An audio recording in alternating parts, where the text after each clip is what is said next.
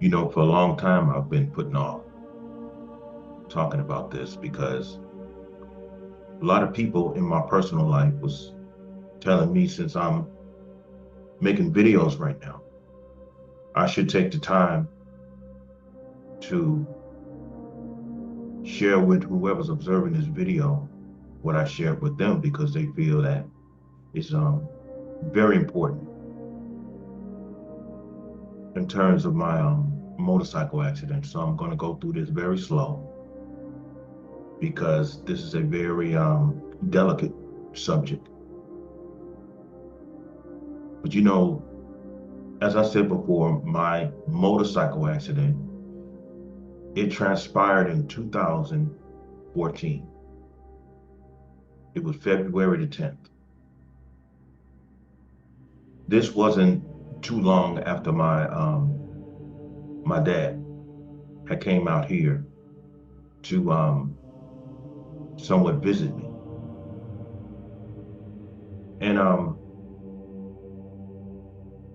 2014 was a very difficult year. And I was suffering a whole lot with exhaustion. In my previous video, I had mentioned of how exhaustion doesn't give you a warning. You know, as I said before, when you're tired, the organism sends a message to your mind. It tells you, I'm tired. You need to get some rest. You know, it'll even send you other signals like yarning and short memory and other things as that. Then you have all of these external forces that are going on outside of you that's preventing you from being able to get proper rest by way of the whole stress element and the disappointments that are going on in your life that's causing this stress thing to transpire to the degree that you're unable to sleep. So in 2014, I was working at a place called the Rio Casino. And I worked at the Rio Casino for like 7.5 years. I worked back in the kitchen area, which is the stewarding department, the department that works at night, and we went around and we cleaned all of the restaurants in the casino. Now, I was the only black man in the entire department, morning shift, swing shift, and gray. I was the only black man in the entire department. And I was working the graveyard shift because I enjoy working at night. And so, by me being the only black man in that department, I was surrounded by a whole lot of Hispanics who didn't want me there. And so they would go out of their way to try to get me eliminated from working there, sabotaging my work and everything. So it took me a while to win these men over. And I was under consistent stress every time I turned around. If my coworkers were not trying to set me up to be terminated, it was the management trying to place me with workers, and these workers would be very aggressive and rude towards me, trying to provoke me into different forms of violence, whether it's physical or verbal. And so I was dealing with that every night. I was dealing with that every night. Now, along with that, I mentioned that my father had came out here. And so I had not seen this man in 32 years because of his disrespect towards me. And I'm the type of man where I don't care who you are. If you don't have any respect towards me, I'm not going to deal with you. I don't care who you are. Mother, father, Jesus, it doesn't matter. It doesn't matter. So it's all about self-preservation and self-protection. Because see, I look at certain human beings as fire. And once you get to know fire, you know, fire is a very beautiful substance that the Creator has produced.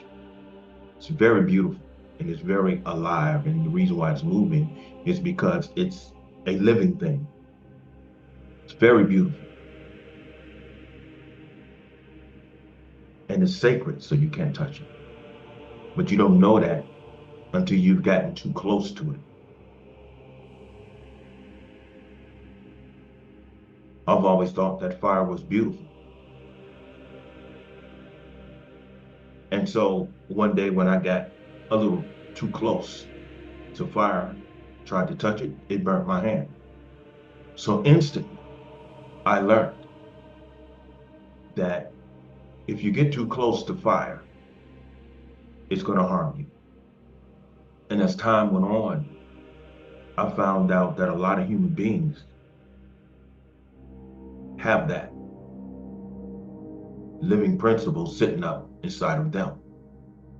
And so I came to know through my family, through my friends, and pretty much everyone in whom I've come in contact with outside of my two sons, that if you get too close to human beings, you're going to get burned. So I used to always say human beings are like fire. If you get too close, you're going to get burned. So when my father came out here, I don't necessarily have to go through that whole experience. He said some very offensive things to me, even after 32 years. He said some very offensive things about my sons. He was calling them bastards because me and their mother wasn't married when we had them. I mean, it was just a big mess. It was a big mess. So I was carrying that. I was in a very abusive relationship with this woman named Sandra Levi, who was an alcoholic. I was having I guess what you call a relationship with her off and on for the past 11 years. I was dealing with her alcoholism. And because of her alcoholism, every time I turned around, she was sleeping around with different people. While I was at work, working to take care of both of us, she was somewhere laid up with some dude. And she would make certain that before I got in, she had got in. So that was going on. And so with all of this, me still trying to do the right thing, I became exhausted because you're carrying all of those burdens. And so an opportunity came for me at a hotel out here that used to be titled the Hilton Hotel, where brother Elvis Presley he used to perform there a whole lot, along with the Rat Pack, you know, if you're familiar with these men. And so even though near the my ending times at the Rio ended up being very pleasant, even though I would have some discompatibilities with some workers who was dedicated to being prejudiced because I was a black man and they were Mexican. You know, that never goes away, thanks to culture and tradition, which a whole lot of people on this planet mistakenly think is something that helps the human family. But so I had an interview, a final interview at the Hilton one morning. So I get up, I believe it was at 10 a.m. I get on my motorcycle and I rode from where me and Sandra was staying. And the quickest way to the Rio to pick up my final check was the street called the Desert Inn.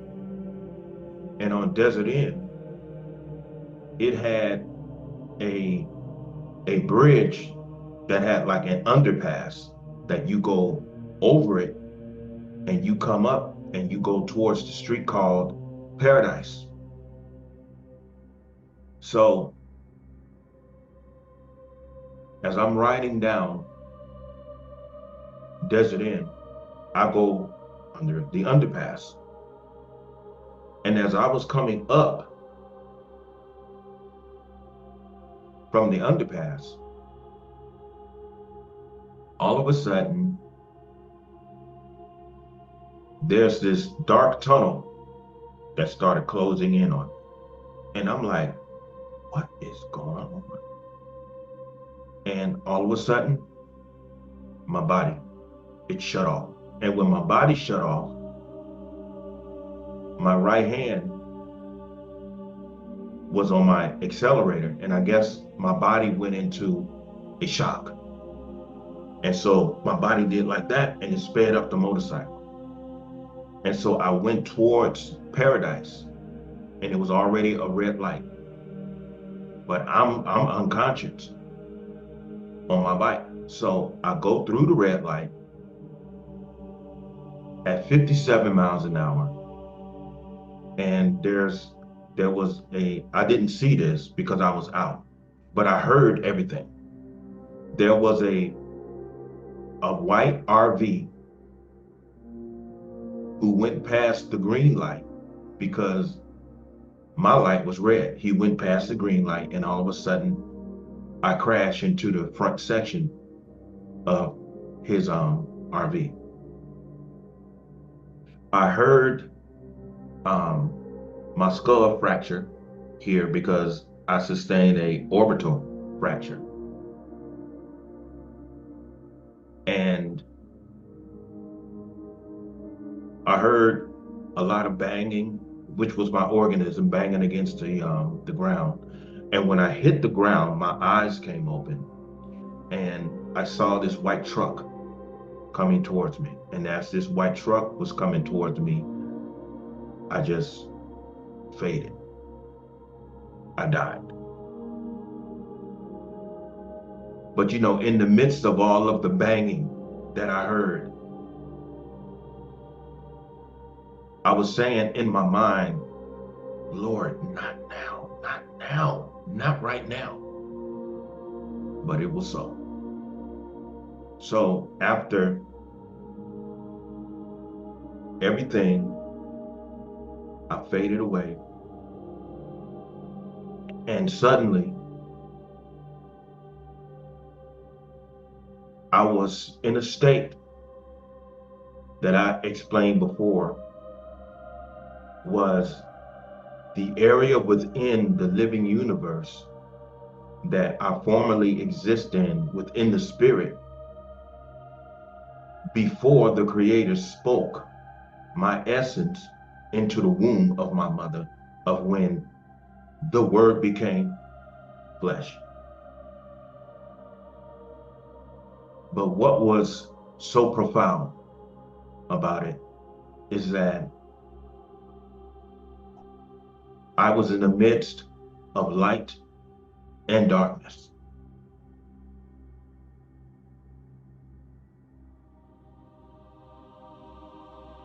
I was outside the organism, and therefore there was no information. I can't say no information in my mind because I was outside the organism. I was back into being a spiritual essence. There was no memory. There was no knowledge in terms of my name is David. I just had an accident. I have two sons. All of that was gone. It was left inside of the organism because this organism is like a sponge. And when we go around and we experience the living condition, we accumulate experiences. And the experiences are knowledge, information, emotions, love, joy, hate, all of those living principles that we accumulate along our living experience. But when you're outside of the organism, all of those living experience, all of the things that you accumulated, it dies with the organism because it's the organism is what accumulated that information. You don't take that with you. You know, you hear a lot of people say, I'm going to see my mother. I'm going to see my grandmother. When I died, I saw Jesus opening up his arms to me and said, come, my child. You didn't see any of that. And if you saw any of that, you wasn't dead. What you saw was your religious programming going in harmony with your imagination going in harmony with your wants and desires. That's all that was. But you were not deceased at that moment. But all information is left behind in the organism. All of the emotions that are cultivated from that information is left behind in the organism. All of that dies with the flesh. It all dies with the flesh. So the state that I was in, the best way that I can explain it is that I was very much alive. I was in a state of where we think we know what freedom is. But being encased in this organism, you will never know what real freedom is. Because due to the fact that we are spiritual beings and we have been encased inside of this flesh, we will never know what freedom is, ever. And especially if we're living in the state of a worldly type living, like Jesus said, you must be born again into the spirit. And if you meet a lot of spiritual people who have almost gotten there, you will find that very, very little things trouble them. They're free, they're free-minded. Their mind is free, their thoughts is free. They respond differently to experiences in life. But the state that I was in, there was no knowledge, no memory, no anything. But I was in a state of pure clarity. I was in the state of the know. And when I say that I was in the pure state of awareness, that does not imply that I had this profound constitution of knowledge. It wasn't knowledge. It was just pure awareness without it being a constitution in which explained what awareness is. I was just present. You know how the Creator said, I am that I am. I am present. I was present. I existed. I was in that state of existence to where all was known, but it all was known beyond mere knowledge. I was not in a state of a containment. I wasn't inside of something. And therefore there was no what you people call vibration. No. Vibration implies being inside something.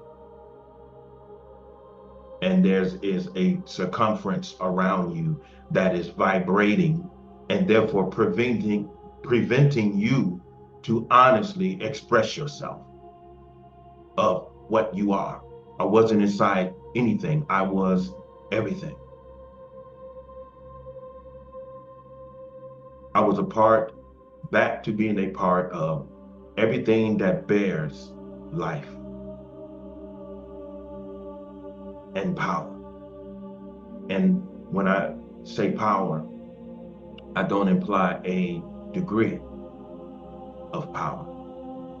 The best way that's the only way that I can explain the vibrance of being completely alive without having a limitation of time in order to exist. There was no limitation. I existed. It's not that I was in the universe, I was the universe. Everything that was about me was me. Everything. I mean, this is the best way that I can explain it. And the feeling that it gave me, proceed. The only thing that I could say is that I've never felt so free in all of my existence. And there was a very familiar feeling. And that familiarity, if I said that word right, told me that present moment that this is what I was and this is where I was before I was spoken into the womb of my earthly mother. And coming to realize that, I was at peace. I was comfortable.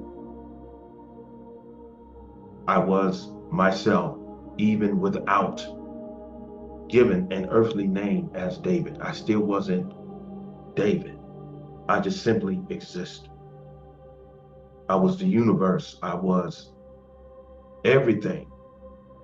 I was movement.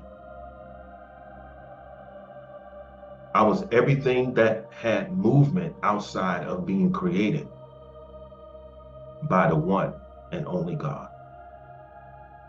And that's what we are. We are extensions of our Creator. And we are given a time to exist in this living universe, and everything is destined for a certain time for us to be spoken into the womb of our mothers, that we may fulfill our purpose in the physical on this planet.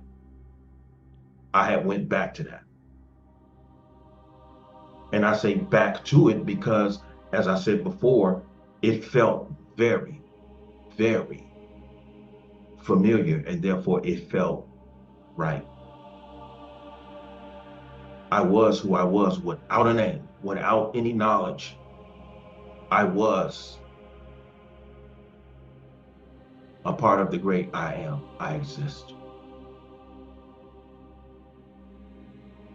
That's the best way that I can explain it.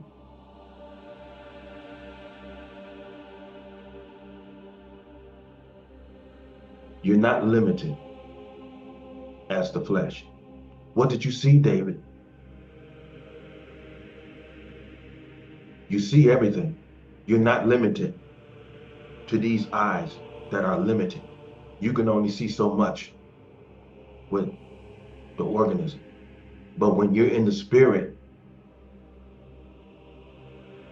everything is seen, everything is felt. There's light and there's darkness, and they work in harmony. And the only way that you're able to see the darkness is because of the light. And the only way that you are able to see the light is because of darkness. It all goes in harmony. They all go in harmony. But then when you get down here on this earth, we're educated to think that light and darkness oppose one another. They're enemies. When every day of our lives, if we really open our eyes, the reason why you have day and the reason why you have night, the reason why you turn on the light and the darkness leaves is because they both are in cooperation with one another. They do not oppose one another. They were both created for a reason. When everything is given a characteristic, darkness is evil, light is good. Now, the earthly realm says this about these two. However, darkness wouldn't have an identity if it wasn't for light, and vice versa. They work in harmony. They both were created by the same creator. Now, when my organism started regenerating, obviously, I felt the creator bringing me back to the organism. which is destiny. That movement is destiny. Because I recognized it as destiny because I was being pulled out of that state and returned to the organism. And the reason why suddenly I knew this in terms of knowledge is because of that one little movement of going back. Immediately, perception came. And when perception came, suddenly knowledge, memory, all of that stuff, all of those things kicked in. And I immediately told the Creator, no, I do not want to go back there. Please leave me here. Please leave me here. And the powerful thing about destiny is the fact that even though I did not want to come back, when I rejected coming back to this planet, I didn't feel any tugging. No, I don't want to go back because you can't have that because you're outside of the flesh. You're in the spirit. And due to the fact that you can't tug, all you can say is, no, I don't want to go back. The power behind that is that you can't fight it. You can't fight destiny. You're just going back. And so what I noticed is that when my memory started coming back, my name is David, I felt a weight on me. I'm like, oh, I'm back to this. And then when my memory came back because the organism was functioning and started to wake up. When the knowledge that I had two sons came to me, there was love and there was fear, and therefore a burden. Now, people may say, why is that so? It's because our children are our greatest love, and therefore our children is our greatest fear. We love them tremendously with all of our hearts. And our biggest fear is to lose them. And so we're dealing with the dual component, gaining, losing. And so I didn't want to have to deal with that again, because now this knowledge has returned of me having two sons.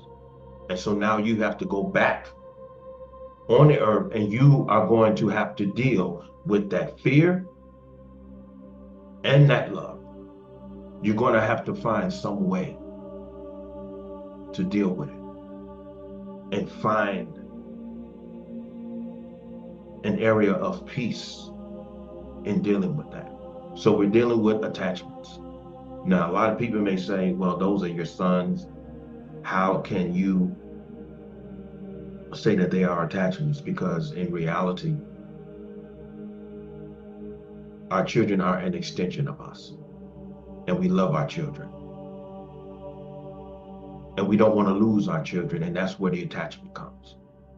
I mean, let's just be real. And so we go back to where the accident happened.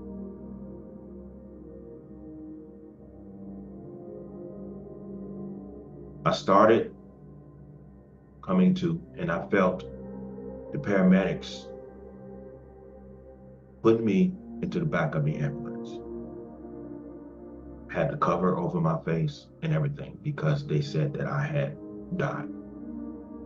And so when I started moving, I jerked up and they said, hold on, hold on, hold on. He's still with us.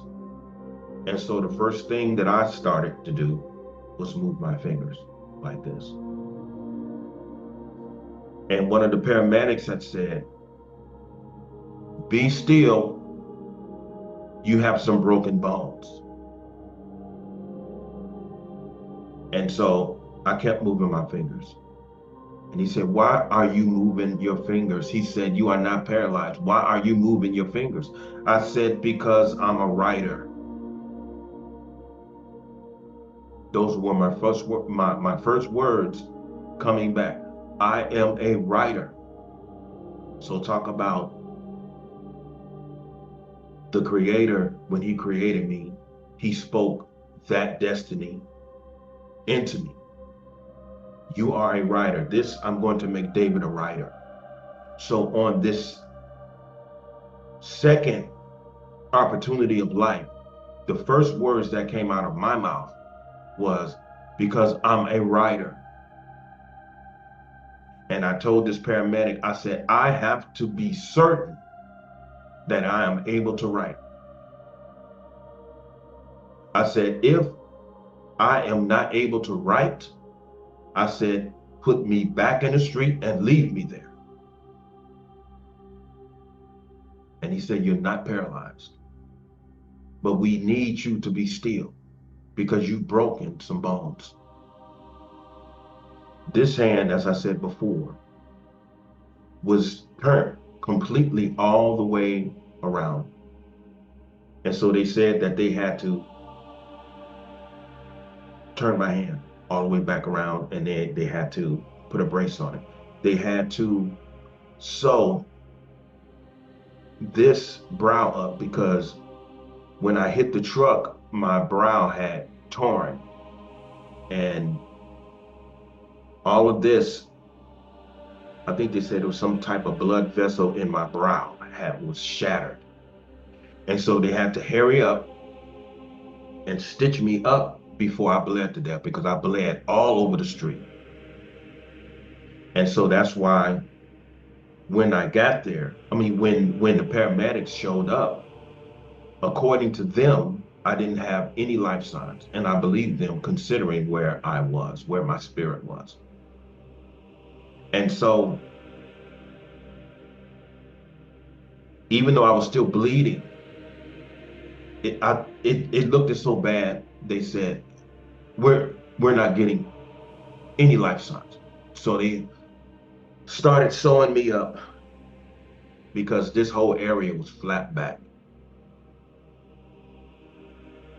And they turned my hand back around and everything.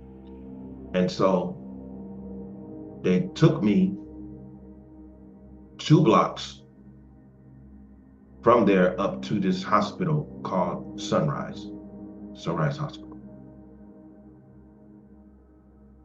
And I kept saying my name, my social security number, over and over again. I was repeating both of my son's social security number, their mother's social security number. I was talking, and the paramedics like, why are you doing this? I said, I have to make certain that my mind is operating. Now, I understood my memory was able to remember all of that. However, there were some areas of this experience that I didn't remember at all. Like the x-ray pictures that I had before this video, I don't remember taking those at all. As a matter of fact, I didn't even remember where my accident transpired until a month and a half, where the guy, his name is Vincent, his insurance company called me. And they said that, wasn't you in an accident? I'm like, yes. She said, well, do you remember where you had it? I'm like, no, I still don't remember it. She said, you don't remember who you hit? And I said, I hit someone? And she says, yes. And she said, yeah, his name is Vincent and everything. And I'm like, do you have his number? And she said, yes, I'll give you his number after we talk. And so after her and I talked, I called up Vincent, this very nice European guy. And he said, bro, I'm so happy you made it. He said, because you were stretched out like you were on the cross. And you were gone, bro. It was so much blood. He said, everybody who stopped and looked at you, they said, he's gone. He's gone. And so I apologized to him and I told him that I was having some problems with exhaustion. I just explained the whole thing to him and I offered to pay for the accident, the damage that I did to his RV. He said I put a big crack in his front fender of his RV. And he said, bro, don't worry about it. He said, my insurance company is going to take care of that. But I told him, I said, please let me do something. He said, it's all taken care of, bro. He said, I'm just happy that you're still with us. And a couple of days later, Vincent came to visit me. And I didn't even know he was going to come by. I lived upstairs. Vincent called me. He said, hey, Dave, how you doing? I said, I'm fine. He said, I need you to look outside your door. And I looked outside my door, and there he was. He was down there in the parking lot. And I went downstairs, and this huge 5'2" white guy, looks like he was almost like 270 pounds. And we embraced each other. And the way that he embraced me, he said, bro, I'm just so happy that you're still here. Now, this is a white man telling a black man, you see where I'm thinking is? That he's happy that he is still on the planet. And we both cried, you know? And I asked him, I said, did you take any pictures? I told him I would like to see the pictures. He said, bro, you don't need that. You don't need to see yourself like that. He said, I took some pictures. He said, but I deleted them because I knew you were going to ask me that. And so we went to have breakfast and we promised to stay in touch and everything. And I think that I spoke with Vincent just one time since that. But afterward, I had spent, I'm moving too fast anyway, but I met Vincent after I got out of physical rehab. I just needed to talk about that. And so when I was in the hospital, I was in Sunrise Hospital for a whole week. The day that I had the accident, the hospital called Sandra. She came up to the hospital. She saw that I was all bandaged up and she was shocked and everything. So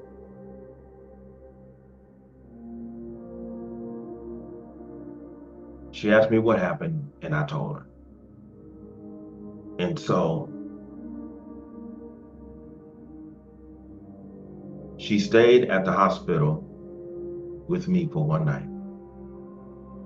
And I remember me all of a sudden just started talking because I knew she was there. And I said, Sandra, and she said, I'm still here. I said, I died. And she said, what do you mean? I said, I died. I died for a few minutes. I said, and I said it was the most beautiful experience that I've ever had in my life. It was the most beautiful experience. And I wasn't able to explain it because of my head injury. So I wasn't able to articulate it. And she said, just get some rest, babe. Just get some rest. And so the following morning,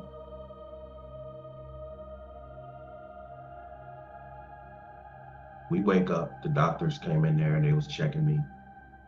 And they had to call my joint specialist. He said, you still riding that motorcycle? I like, not no more. I told my joint specialist who looked after me my first two accidents, because this accident was my third one. He said, so you still riding that thing, huh? I'm like, not no more. I said, I'm done, bro. They called a specialist and he came in and he checked on me.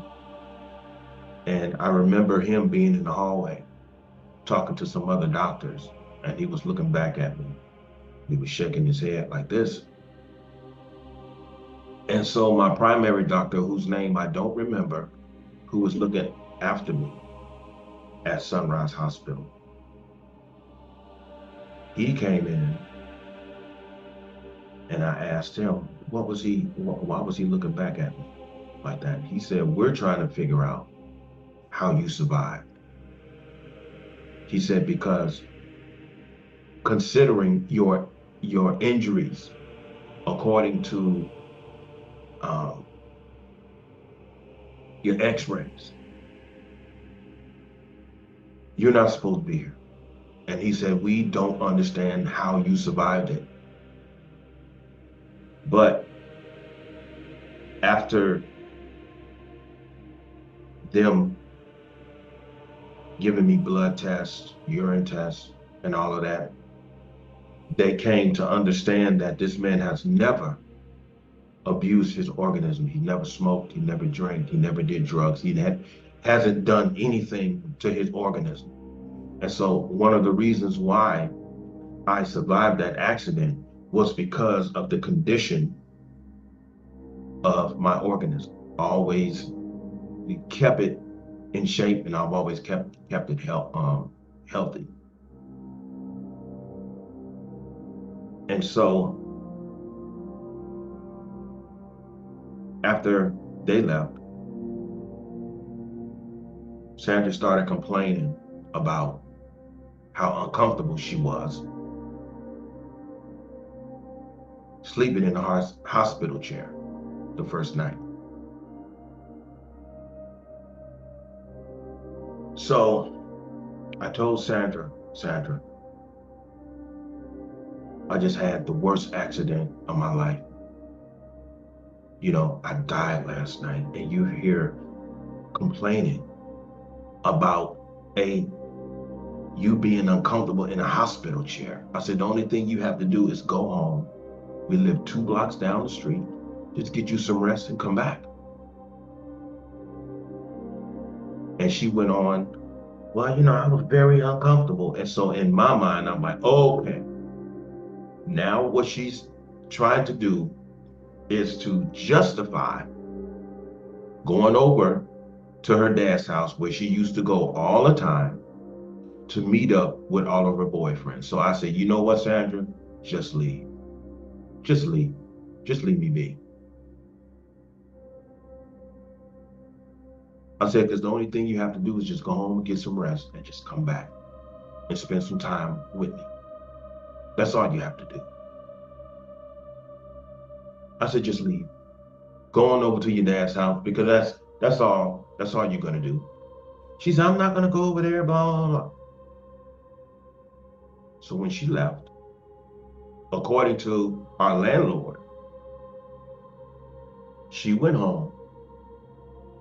She packed all of her things. And as she was leaving, my manager said, what happened to David? Where's David? She said Sandra told her he had another accident, and he's up there at Sunrise Hospital. And so the manager asked her, "Where are you going?" And she didn't say nothing, she just left. Come to find out, she didn't go over to her father's house.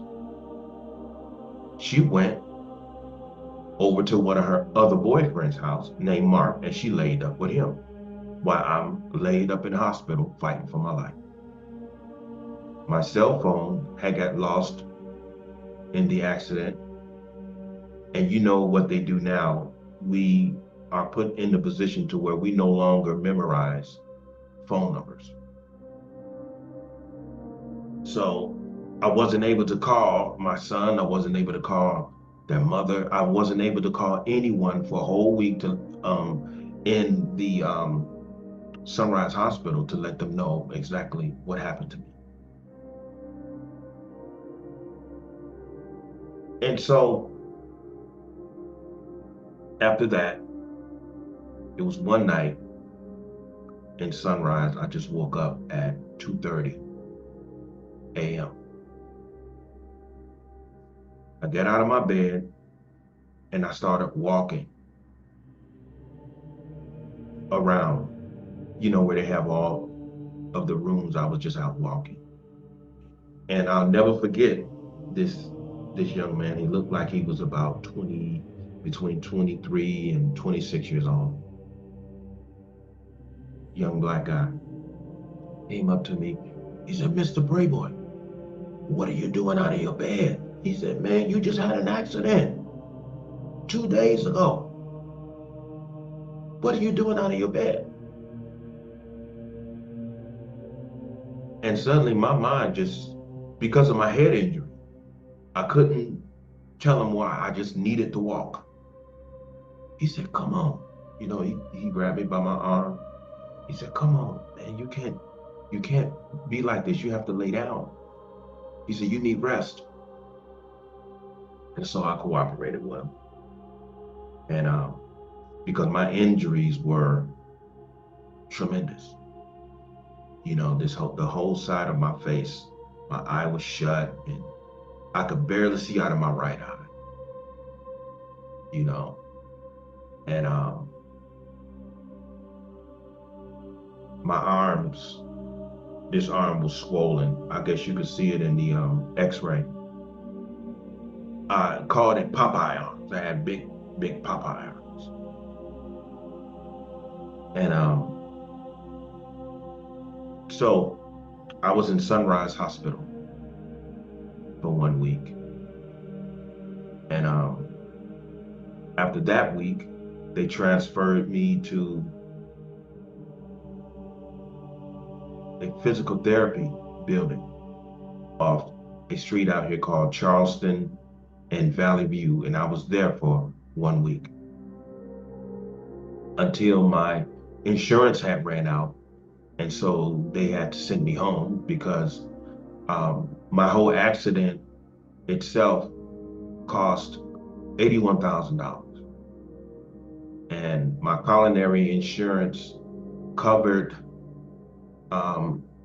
most of that except for $11,000. And so because of the all of the treatments and the physical therapy and all of that, they had to exit me from physical therapy. But while I was there, the people at Sunrise Hospital were able to get in touch with my son's mother. And I believe it was 3 days before I left, my son's mother had brought both of my sons up there to see me along with her sister. And that was a beautiful experience. And my sons were looking at me because I was still in terrible shape. And my oldest son wanted me to buy him a motorcycle. And I really didn't want to buy him. And so when he was looking down at me, I looked up at him. I said, "You see this?" I said, "This is why I didn't want to buy you a motorcycle. I didn't want my sons to suffer what I went through. So after physical therapy, I got out and I went home. And the after effects of experiencing something like that in the spiritual realm, having to come back to a place that you really didn't want to come back here, regardless of having children or anything like that.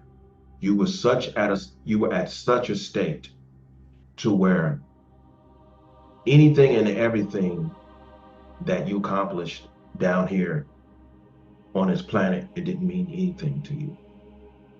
And it couldn't mean anything to you because all of that information was gone.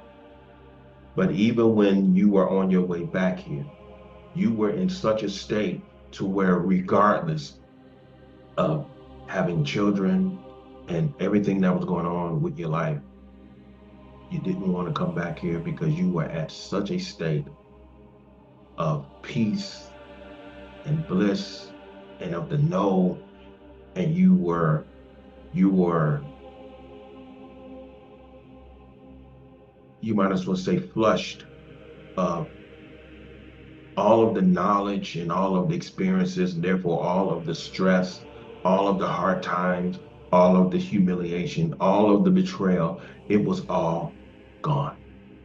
And you were in a state of where you were free. No more hurt, no more struggles, and the after effects. All of those things were gone. And then when you have to come back here it is. You're back in this earthly plane, and you're back to all of the love, all of the hate, all of the betrayal, all of the pain. All these things are still present because of destiny. The Creator said, I'm not done with you, and you're not done with you. You were put through that so that you can learn of me, of you, and of yourself. So after experiencing that, you go through a period of anger. And I went through some anger issues for a long time because after you experience being in that state and then you're brought back to this, I dealt with a lot of anger issues. And it changed my personality for a long time because you're here and you don't want to be here. And so it's easy to become non-productive because you don't want to be here. But you have to get back to being productive in order for you to be able to function and therefore survive being here. But all at the same time, you're grateful for being back because you have two sons. And so it's profound. It's profound. And so you're back to this dual existence. And after that, I was working at this place called Luxor.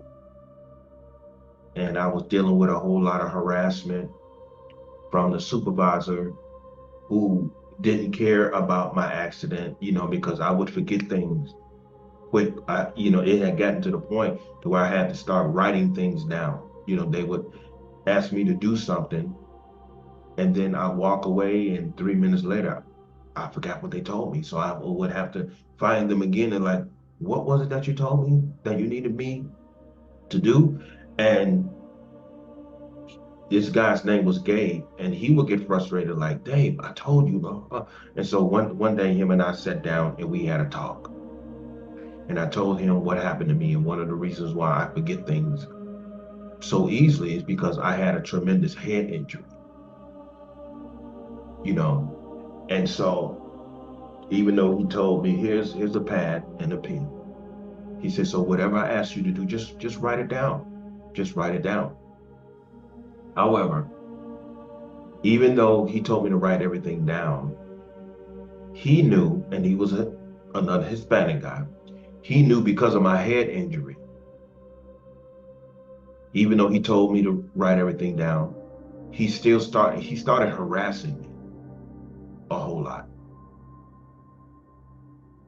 And so I'm gonna go into that because that's not important.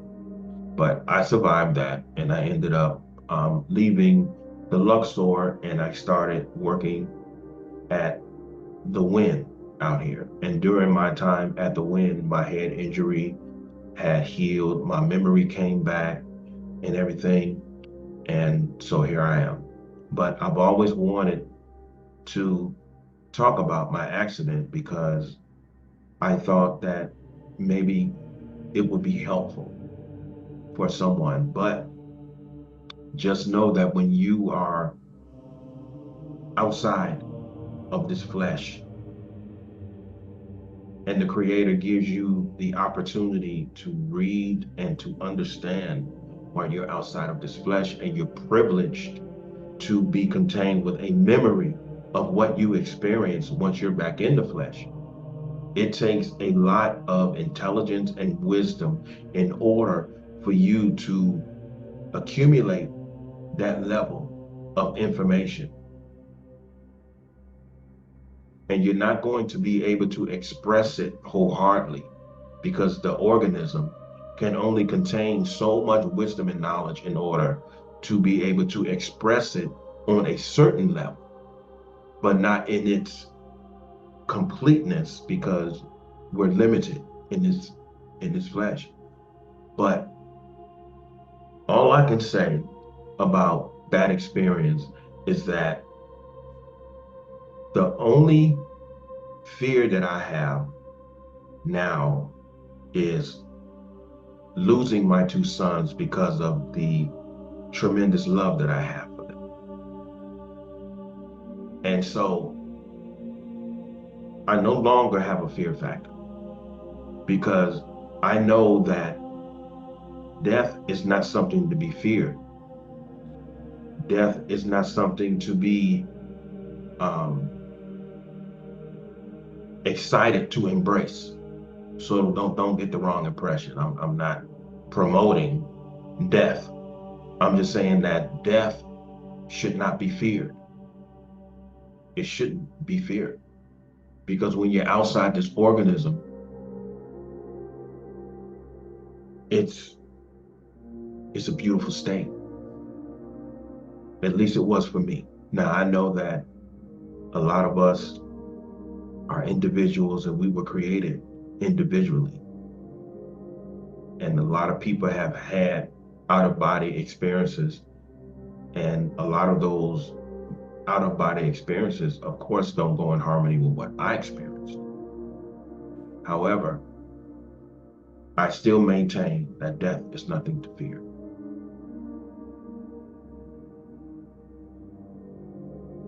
Death and life are one. There's nothing to fear.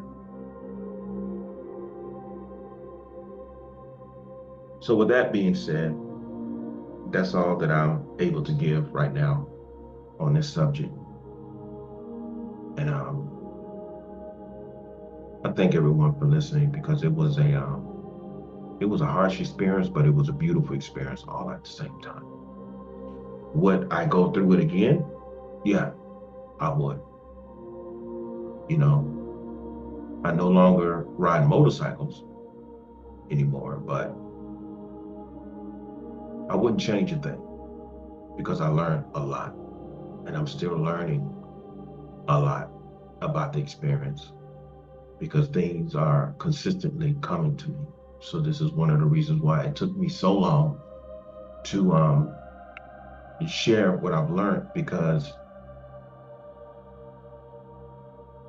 I was given bits and pieces of understanding along the way. And so I said, well, the Creator will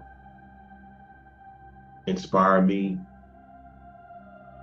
in time or when it feels as though I'm ready to tell the world.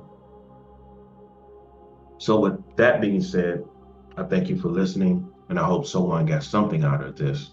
And I'm glad that I finally made this video so that I can get past this.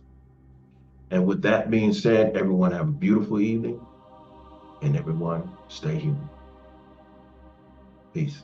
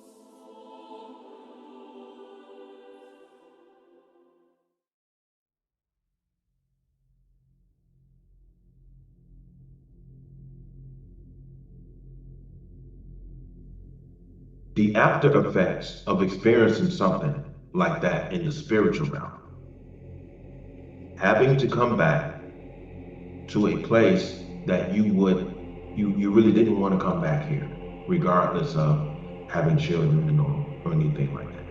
You were at such a state to where anything and everything that you accomplished down here on this planet, it didn't mean anything to you. And it couldn't mean anything to you because all of that information was gone. But even when you were on your way back here, you were in such a state to where regardless of having children and everything that was going on with your life, you didn't want to come back here because you were at such a state of peace and bliss and of the know, and you were you might as well say flushed of all of the knowledge and all of the experiences, and therefore all of the stress, all of the hard times, all of the humiliation, all of the betrayal. It was all gone. And you were in a state of where you were free. No more hurt, no more struggles, and the after effects. All of those things were gone. And then when you have to come back here it is. You're back in this earthly plane, and you're back to all of the love, all of the hate, all of the betrayal, all of the pain. All of these things are still present because of destiny.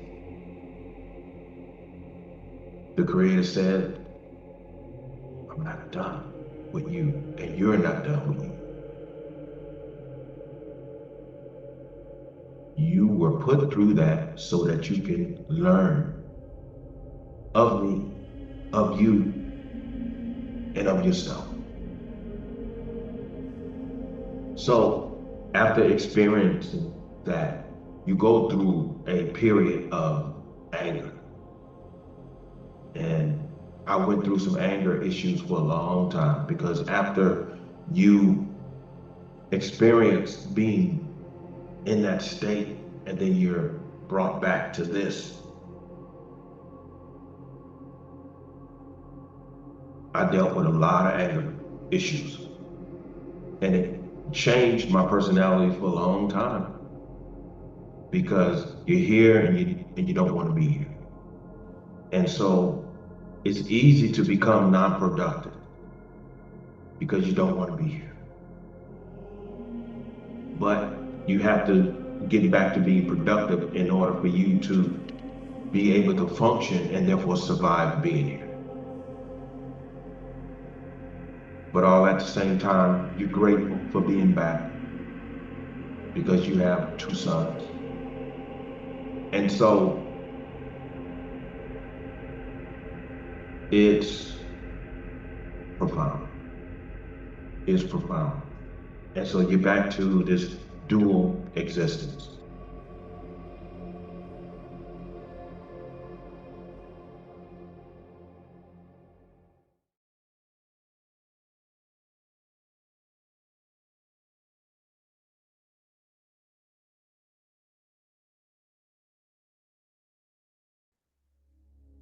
The after effects of such a experience like that, the best word to describe the feeling that you have inside, or the feeling that I had inside, was a great sense of resentment.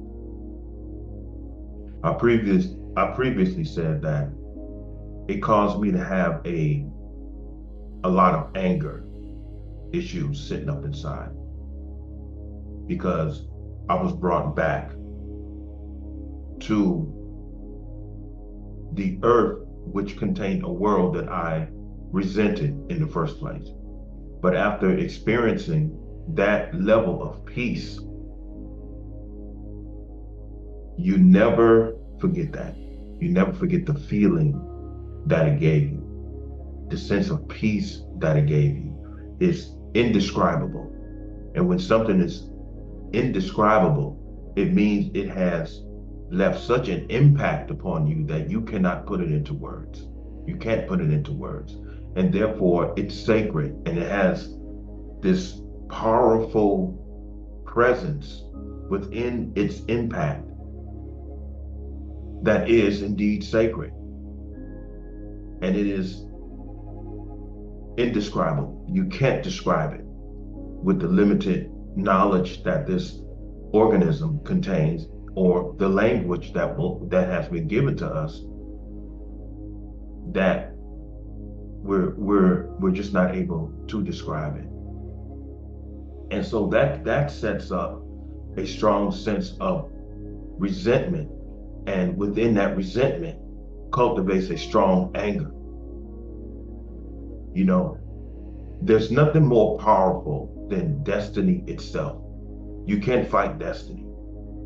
We all were put down here to live out our purpose here. And therefore, we were all put down here to be responsible of making the earth a better place to exist. Now, some of us were put down here because we're still dealing with a God that is dual, that gave each and every one of us purposes. And sometimes each purpose of each human being, sometimes it clashes. There are actually some people who were created to do evil in order to make other people rise to the occasion of doing good things upon the earth. I bring up Judas. A whole lot of Christians that I talked to used to tell me that Judas went to hell because he killed himself. But Judas was created to do what he did.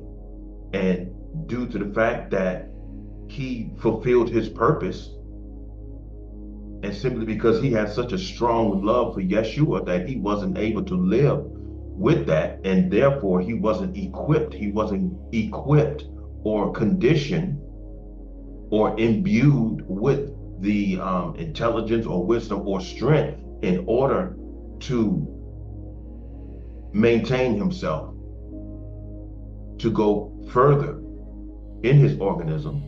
Obviously, it was ordained for him to do such, regardless of how outrageous that may sound. So I don't believe that Judas went to this place that y'all created called hell. He fulfilled his purpose. He got Yeshua to that cross, according to quote unquote prophecy. But the whole resentment that I felt, my brother Josh in Texas noticed a big change in me. I noticed it first, but after a time, he noticed it. You know, when I would get angry, I would really get angry, because I felt something else. And so anytime that I would be upset about anything, I would always have this thought in my mind: had I was able to stay where I was, I wouldn't be dealing with this. And so I carried that around for a long time, and that affected my personality tremendously.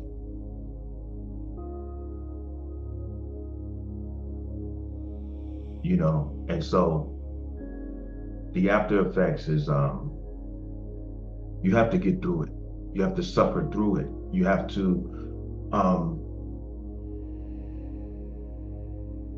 learn yourself all over again, because after an experience like that,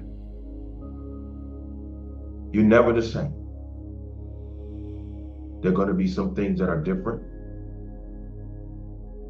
and they're different about you. There's going to be some things that are going to be worse than before, and there's going to be some things about you that's going to be better than before. But you just have to keep living and understand that the reason why you're still present is because there is a divine purpose upon you. And the only way that you're going to come to realize that is you have to accept it, and you have to keep moving forward in order to fulfill your purpose on this planet. And once you start getting signs of the reason why you're still active on this earth, the anger is going to eventually start going away, because a whole lot of things of your existence still on this planet is going to begin to make more sense and more sense. There's a lot of people in my life that fail to understand me a whole lot today. Primarily, a lot of the people that I come up with in Chicago, they notice that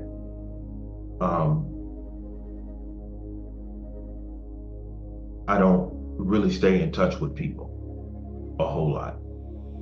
But what they're going to have to understand is that the further time that you spend away from everybody, sooner or later, time is going to force you or have you to detach yourself from these people psychologically and emotionally, because you're far apart physically. And so that's a human reality right there. And as time goes on, everyone's living their lives and everything like that, but when you experience something that I experienced, you're never the same anymore. You come back. Perfect example. When I came back from the Dharamsala, India, when I got off the airport, when I landed at the airport and I got off the plane, I didn't understand exactly what type of evil environment that I was living in until I came back to it. See, when you're coming up in a very hostile and wicked country and its system, you really can't perceive exactly how evil it is until you spend some time outside of it. So when I came back, I'm walking through the airport and I just didn't even want to speak to anyone. I came up on an elevator of people that were going down to the bottom floor, and it was more than enough room for me in the elevator. And it was a nice gentleman that said, come on, you can we'll hold it for you, and I just said, just go. I didn't want to be around anyone because I experienced something overseas that was morally better. The people were nicer. The culture was more moral. Everything was better over there. And that has everything to do with your destiny as well, in terms of your moral state, and therefore your destiny, in terms of growing further and further into your identity and your personality and everything. That's like the way that I live. I live a very peaceful and quiet life. And therefore, if I was to ever get into a relationship ever again, she has to want to live the same way. Because if she doesn't have the desire to live a quiet and peaceful existence, we're never going to get along. And I'm not the type of man to where I'm going to spend a lot of time, if any time, with a woman who I am totally incompatible. But going back to the accident and its aftermath, there was a lot of things about myself that I knew was from the effects of not the accident, but the effects of being in that state of clarity and the know and power and everything that I had explained in the video. When you are in a better place outside of this organism, because as I said before, this organism records pretty much everything, the memories, whether they're good or bad, because when you leave this organism, when you're outside this organism, even the memories that you perceive as good can't touch being free from this thing.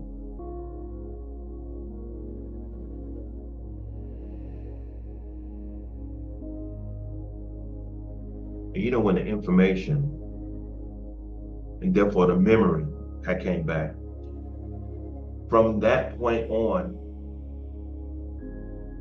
that's the reason why I speak on the knowledge of good and evil so much in my videos, because the knowledge of good and evil was present here on this earth before Adam and Eve was manifested. And therefore, that constitution of information was the evidence of a historical account of the heavenly plane, or even the earthly plane. And therefore, when we consumed this information, we died surely. So this is why I'm real skeptical now about accumulating any further information. And I'm willing to, as I told my brother today, Brother Josh, that I'm willing to allow myself, or allow the Creator to bring me to a spiritual state of where the only thing that leaves me in terms of information is pure clarity. The same as Yeshua spoke clarity. He spoke clarity. He spoke the facts. You know, he spoke the facts. And you have to totally, absolutely be freed from what you already know. And obviously, you're going to be left with an awareness that you're going to be like a clean slate, as they say. And as you move forward, you have to understand when it says conform not to the things of the world,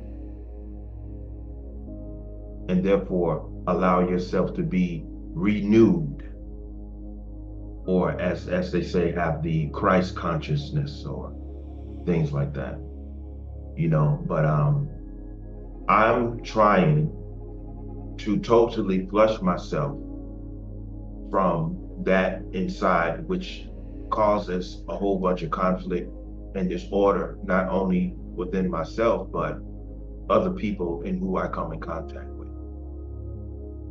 So I won't say that that's a journey within itself, because a journey implies a length of time. So I'm not dealing with time. I'm just dealing with the present. The present. We're dealing with the present. And so I'm just willing to allow myself to be made new all over again.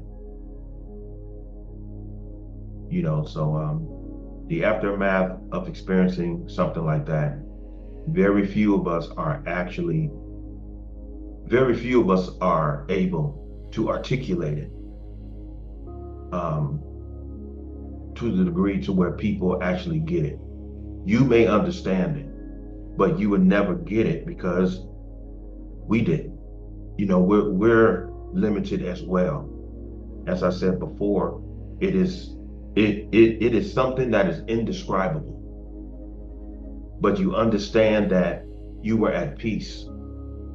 You wasn't even at joy, you were at peace. Pure peace. You was beyond joy.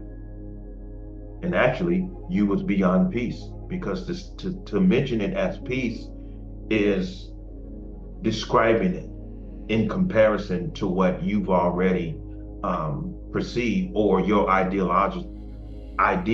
of what peace is. So, and all of that comes from knowledge of good and evil.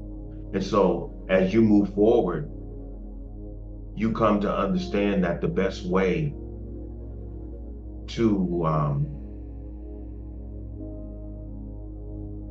try to explain to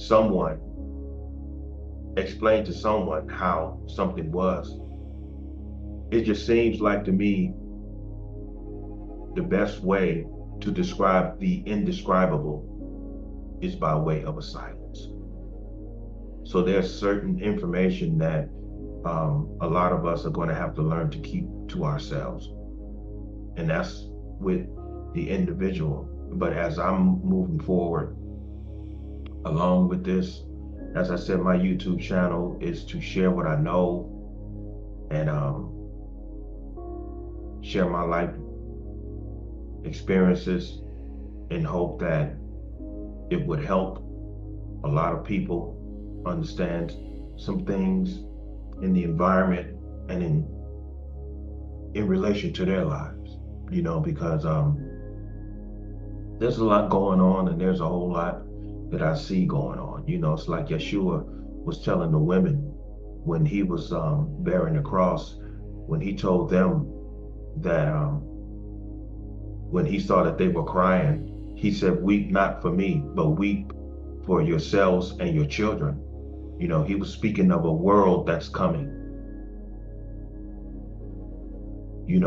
that is going to be dark, full of conflict and complicated, and you see signs of that even right now. You see signs of that even right now. And so the aftermath